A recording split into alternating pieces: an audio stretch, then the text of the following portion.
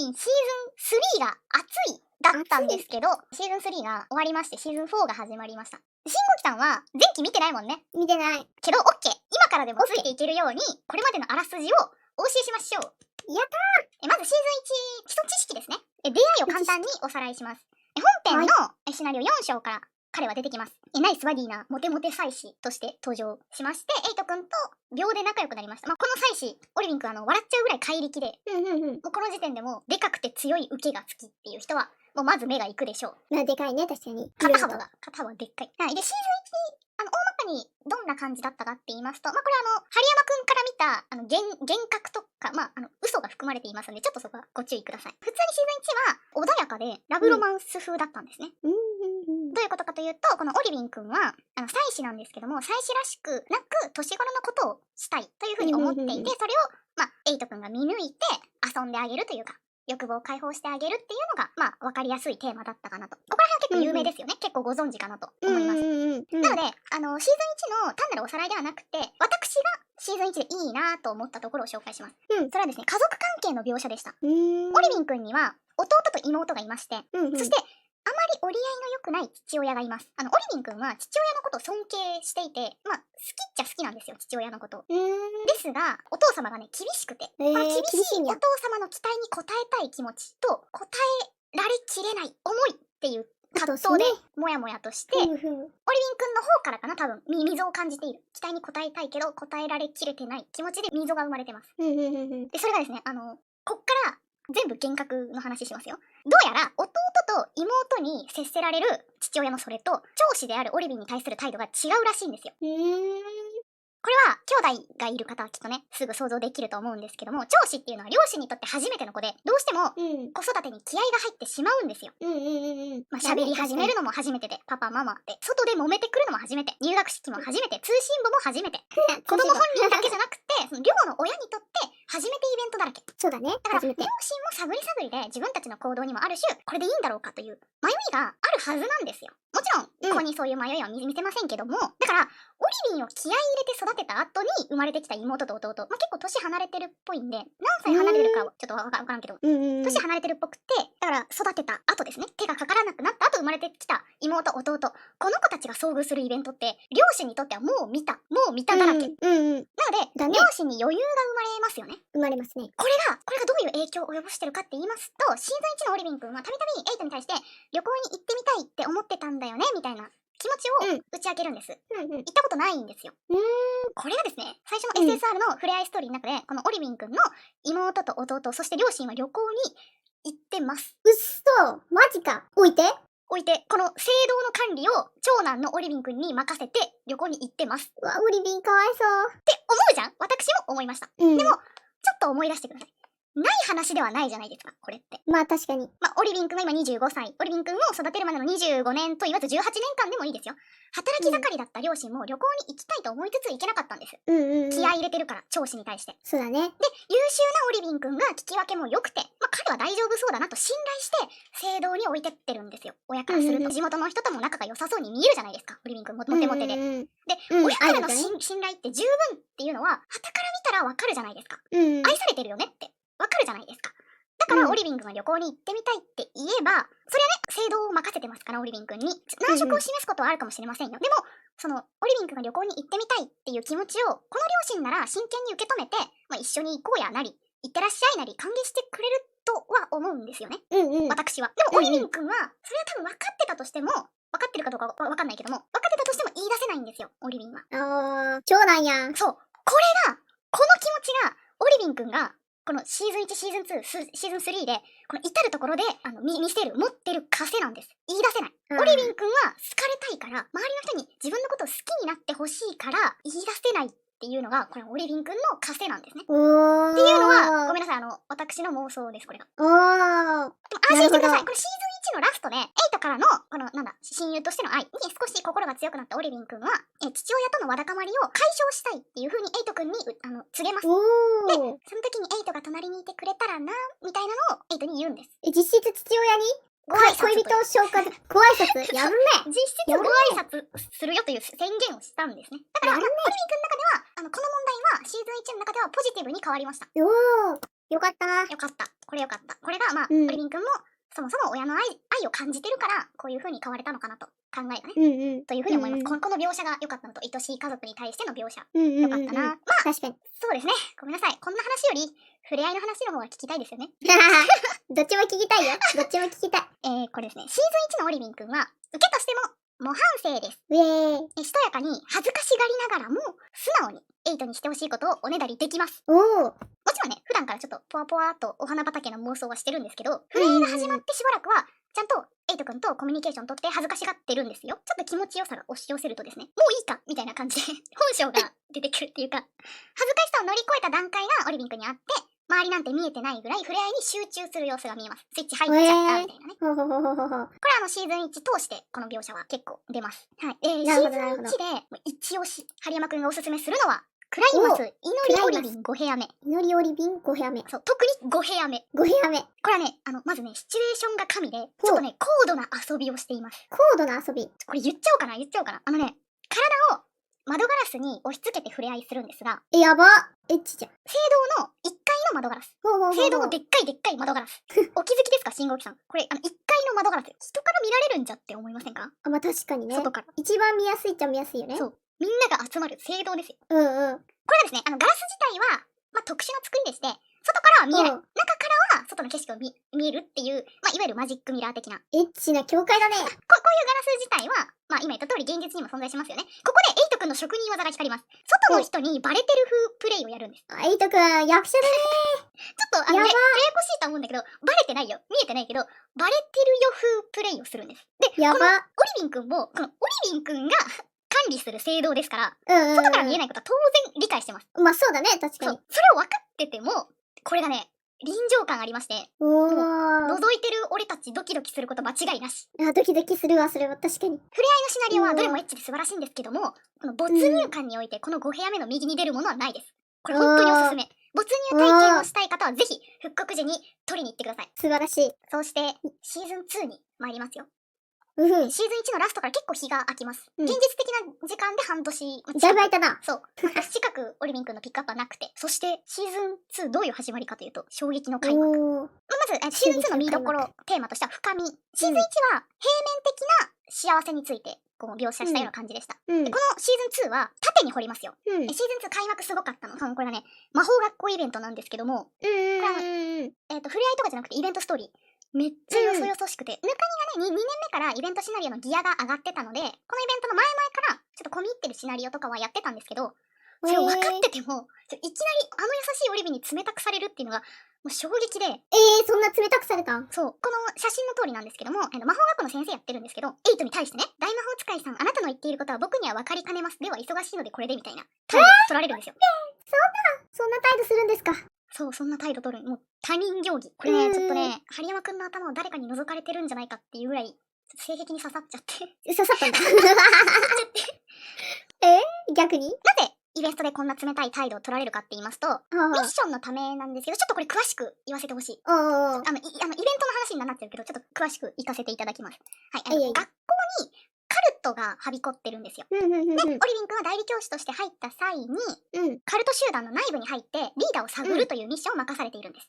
これが、危険が伴うミッションですから、エイト君をね、ヤクモ君もでしたけど、エイト君とヤクモをこの危険に巻き込めないと判断して、知り合いじゃないふりをしてたんです。あ、なるほどね。そう、縦に掘るのはこっからよ。なぜオリビン君が、この危険だって自分で判断できるぐらいのミッションをたった一人で引き受けたのか。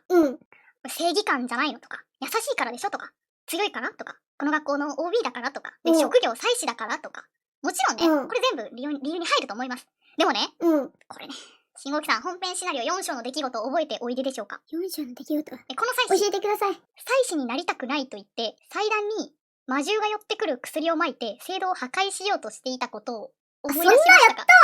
やったわこいつ。そうだ、やったわ。やってたよね。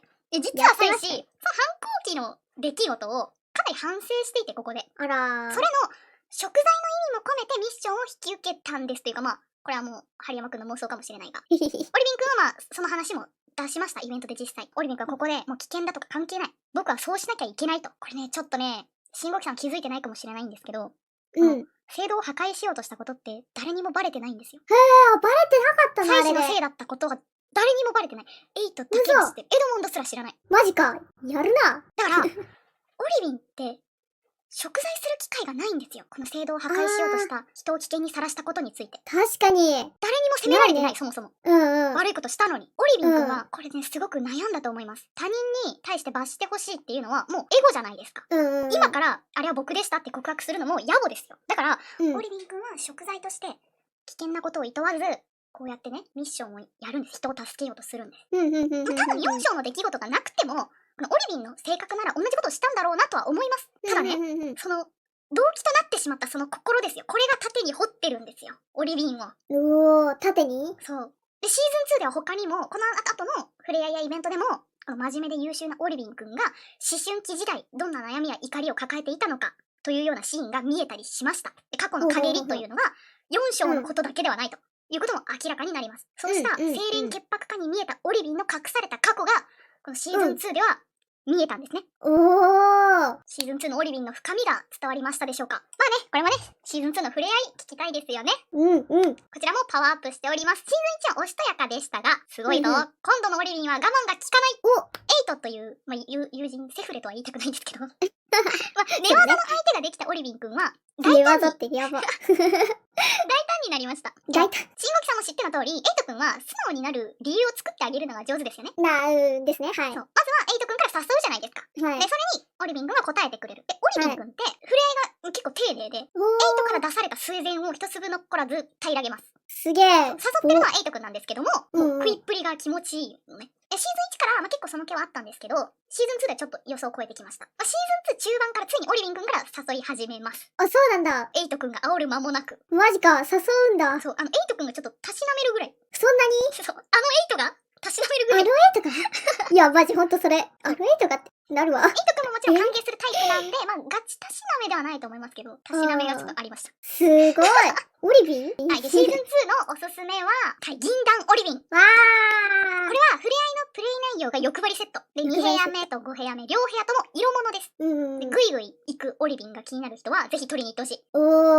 ぐいぐい。そう、ぐいぐい。体格のでかい、おせおせの受けっていうのは、まだまだ限られてますから、その点でも、ちょっと高評価、針山くんの中で。最初の独壇場を見逃すな、最終オンステージ、シーズン2がこれで終わりまして、で、このシーズン3はですね、地続きな感じがしました。シーズン2と地続きな感じがしました。相変わらずエッチだし、変わらず仲いいし、オリビンのその不安とか心の影も話してくれます。強いて言うなら、他の眷属と、交流がちょっと増えたかなという程度で、もちろんこれオリビンに限った話ではなくて、この事件は多分他の眷属も同じように、信頼が生まれたりとか、思いやり合ったりとか、エドモンドが砂糖を入れる行動を止めたりとかしたんじゃないかなと思います。触れ合いに行きますよ。触れ合いはですね、ちょっとね、まだちょっとすすりきれてなくて、全部もちろん開けてるんだけど、どうなんだろう、ちょっと SM チックなのかな。で、シーズン3のエイトはオリビンに試されてます。オリビンに試されてます。以前オリビンテストやったと思うんですけど、あれ全問正解しないと無理でしょっていうぐらいの難問をオリビンが出してきて、すごい大変だなと。エイトだから解けるんだろうなっていう。で、遠慮がない触れ合いですね。これはお互い様でもありますし、オリビンからの確認もあった。ここまでしていいのみたいな確認もあって、エイトが何でもいいよって言っちゃうから、いつも。そのオリビンからは、エイトの負担になってないかなっていう風に、ちょっと不安になっちゃうかな。それに対してエイト君は、俺がダメな時はちゃんと言えるよ。俺がダメっていうまではやっていいよっていう風に答えたんです。すごい。そう。攻め側のセーフワードを決めている。受けじゃなくて、攻め側のセーフワードを決めている。あれだね。いいね。すごい。そう。面白いよね。止まらなくなるんだね、君みたいな。で、シーズン3おすすめの触れ合いはね、さすがに全部ですね。さすがに全部だけど、言っちゃおうかな。いや、どの衣装も可愛いね。この超オリビンの5部屋目はもう眠れなくなるぐらい良かったし、オリピョンは本当に、オリピョンもやばかったんだよな。オリピョンもやばかった？オリピョンはね、触れ合いのスチル部分というよりは、ストーリー部分が少ないんだけど、SR だから。それでもね、オリビンってそうなんだね、みたいな。オリビンってそうなんだね、へー、みたいな。何目線や、それね、みたいな。なるほど。この最後のね、遊園地オリビン。これもね、オリビンってそうだったんだ。俺が包んでやるよ、みたいな気持ちに。すごい。すごい。これはまだ全然復刻のチャンスがありますので。そうだね。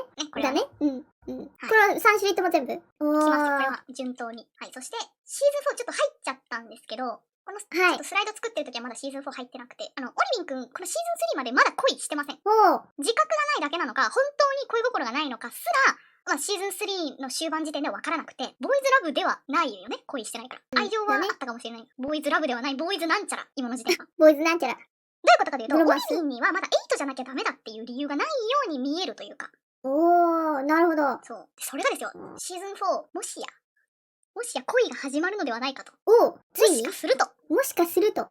こっからボーイズラブになっていくのではないかと。おー、熱いね。そう、みんなシーズン4から一緒に入ろう。イエイより温泉に温度上げようということですす。ごいね。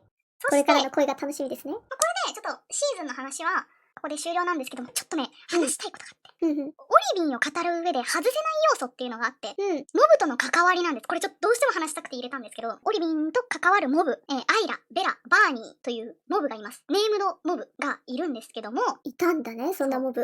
そうまずアイラから説明します。うん。クライマスで出会います、このアイラは。イベントのストーリーで。うんこのアイラだけ立ち絵があるぐらい重要人物だった。うん。簡単に言うと、アイラっていうのは、聖歌隊におけるオリビンくんの、一番弟子っぽい感じだった。真面目で優しくてしっかり者で頭もいいと。だから、できる子やん。そう、できる子なのよ。だからイベストでは、うんうんクライマス祭典の成果を歌うじゃないですか。合唱がね。で、それのソロパートを任されています、アイラは。で、この子がね、クライマスイベントってトラブルがあったりしたんですけど、裏で貴族のクライマス用の飾り付けを荒らす集団をまとめ上げてたのがアイラ。っていう話だ。で、オリビンくんはアイラのことをすごく気にかけてて、アイラもオリビンくんのこと尊敬してるんですよ。でも、貴族の態度って、ちょっと感化できない部分がありますよね。ありますね。ありますね。そこに不満を抱いたアイラがグレてしまったんですよ。で、こういう行動を起こしてしまったっていうね。結局アイラは捕まって罪を償うことになったわけなんですが、うん。これね、去年のネオカニを一緒に見たしんごきさんならちょっと思い出せると思うんですけど、アイラと同じような不満を当のオリビンくんも抱いてましたよね。親瓶になって。あ、はいはいはいはい。確かに。貴族に教うんえをって手に持ってるのがいかついね。で、アイラを救ったのは、エイトなんですけども、こじれる前に、オリビンくんも間に合って、一言交わす、捕まる直前に、和解できる感じがありました。オリビンも、おー怒らなかったんでね、アイラに。おー。できればアイラが捕まるようなことをする前に、オリビンくんは救いたかったでしょうね。最近落ち込んでるな、みたいなのは、当然気づいてました、オリビンは。オリビー。ただ、どこまで介入していいんだろう、みたいな感じで、いけなかったんだね、オリビンは。難しいよね、確かに。そして、うん1年後のイベントですね。ベラという女の子が出てきます。ベラは水のエリア、聖堂の近所の女の子なんですけども、ちょっと悪い集団とつるんでます。数日姿を見せなく、行方不明みたいな感じというか、悪い奴らとつるんでるらしいぜという噂が。で両親が心配してる中で、ベラがね、両親に会いに行かず、聖堂までオリビンに挨拶に来るんです。で、これ、清廉潔白なオリビンさんには、きっと私のことが理解できないと思います。さようなら。これ一方的に言って帰ろうとする。これがね、わかりますか？これがわかりますか？この最初オリビンのことを信用していると同時に、最初ちょっと舐めてる気持ちがあるんですよ。確かに確かに。これね、ちょっと申し訳ないんですけど、ごめんなさい。勝手なこと言いますよ。私もかつてベラだったので、どうせあなたにだって何も解決できないでしょって。助けてほしいよ。助けてほしいんですけど、でも助けてもらう価値が自分にはないからもういいわ。ちょっとやけくそな気持ちがここに込められている。もう私を救えるものならよ。もっと早い段階でやっとけよと。頼むわ。みたいな複雑な気持ちなんですよ。思春期って。ベラはちょっと近所の男の子に貧乏だからってちょっとからかわれてたりしてたの。ベラは無視されてきた。妻子が無視したわけじゃないよ。周りの男の子にからかわれているとか、そういうのってスルーされてきたんです。からかうのは悪いってみんな分かってるよ。みんな分かってて注意をしてきたと思う。でも、ある種、男の子ってそういうもんだよねとか、子供ってそういうもんだよねって、みんなふんわり、もうやりすぎな注意ってしなかったと思う。でも実際子供ってそういうもんじゃん。で、それについて、思春期のベラが本気で悩み始めた時、やっぱり周りの反応に納得いかないと思う。それが仕方ないとか、子供ってそういうもんだよねって大人は思ってるだけで、当のベラって自分の境遇に気づいた時、フラストレーションが出てくると思う。納得いかないよ。私は無視されてきたのかと。でもね、ここオリビンは、アイラの時の反省がありますから、強引に介入します。今回は。そう、今回は。信頼できる未成年の大丈夫ですを信用するなと。オリビンはベラに追跡魔法をかけて、本人に気づかれず、強引にでも後をつけて救おうとします。彼女が何と言おうと、彼女に嫌われようと。学んだね。そう。で、結果的にこのイベントで悪い集団と縁を切らせることができました。で、ベラも家族の元に帰ってこれて、大正解だったと思う。ベラは、悪いことしちゃったんで、罪を償うとはなりましたけど、そこにずっと囚われて生活するよりは断然いいですよね。確かにね。本当によかった。これ本当によかった。かつてベラだった私たち、救われたと思いました。気持ちの救済っていうかそう、なんていうんだろう。アイラシーズン1、ベラシーズン2、で最後のバーニーシーズン3なんですけども、おーじゃあガチで助けがいらない人を強引に助けようとするのはどうなのって思いますか？まあ、ありがた迷惑なんじゃないかなって思いますよね。そこで出てくるのがこのパン屋の次男バーニー。パン屋の次男のバーニー。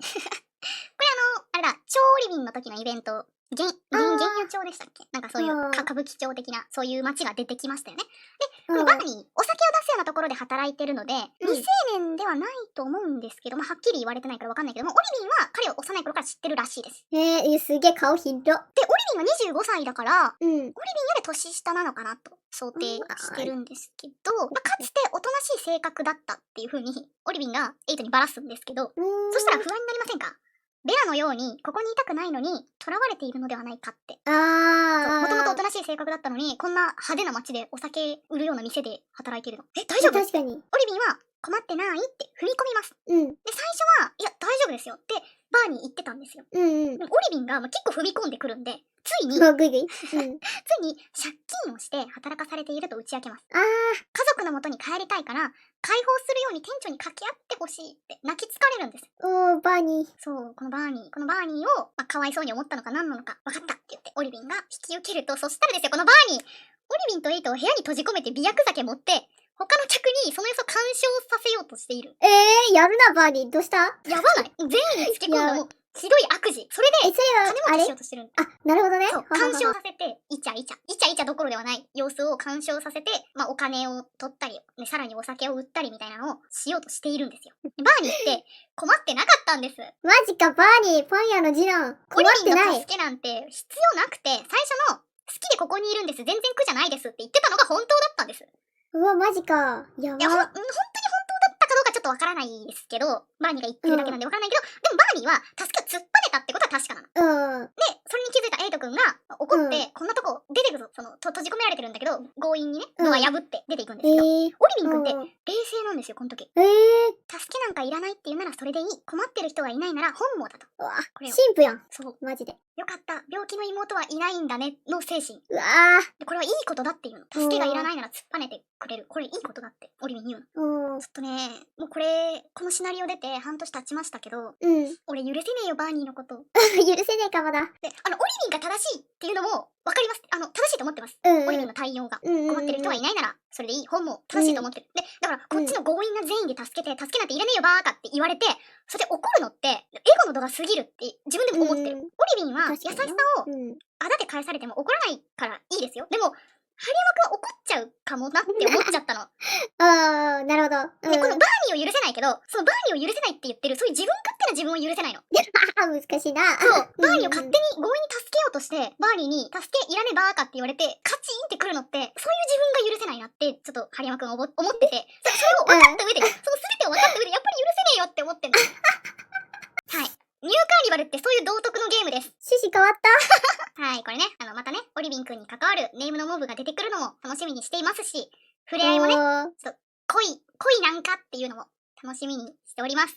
オリビンって面白い。ありがとうございました。でも改めてオリビンが底の知れないキャラっていうのを知れたのが大きかったと思います、今日は。よかった。ありがとう。シーズン4ついていけそうですか？シーズン4お腹いっぱいかもしれん。ちょっとその前にも。そんな。